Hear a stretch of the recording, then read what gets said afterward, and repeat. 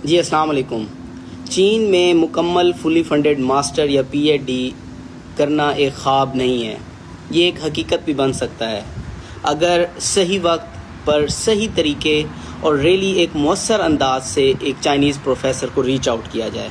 آج اس ویڈیو میں ایک مکمل گائیڈ لائن دوں گا کہ آپ نے چائنیز پروفیسر سے کس طریقے سے پروفیشنل وے سے ریچ آؤٹ کرنا ہے اور ایکسیپٹنس لیٹر کو لینا ہے۔ میرا نام ڈاکٹر محمد فیصل ہے اور میں پچھلے 5 سال سے امریکہ میں as a cancer research scientist کے طور پہ اپنی خدمات سر انجام دے رہا ہوں۔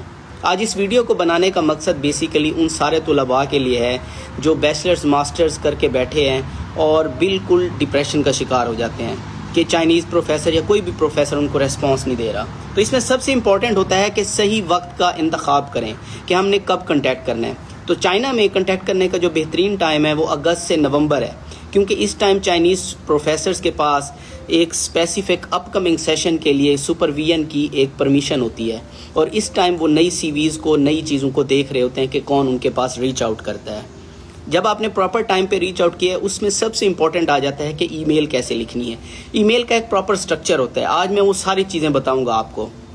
سب سے امپورٹنٹ ہے کہ سبجیکٹ لائن آپ نے کیا لکھنی ہے۔ تو آپ لکھ سکتے ہیں پراسپیکٹیو CSC student seeking supervision for master اور PhD، اور آگے اپنا اسپیسیفک فیلڈ۔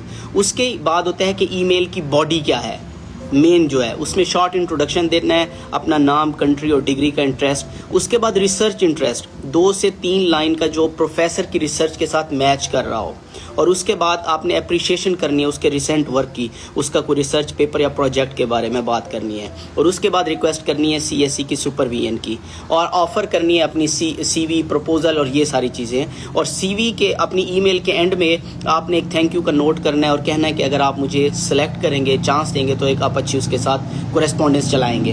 تو اس میں بات ہوتا ہے کہ آپ نے ڈاکومنٹس کون سے اٹیچ کرنے ہیں جب آپ ای میل لکھ رہے ہیں۔ سب سے امپورٹنٹ ہوتا ہے آپ کی CV کے بعد آپ نے ریسرچ پروپوزل 2 نمبر کے اوپر آتا ہے۔ آپ کا ریسرچ پروپوزل بہت ہی ٹارگیٹڈ ہونا چاہیے، اس کی ریسرچ سے میچ کرنا چاہیے۔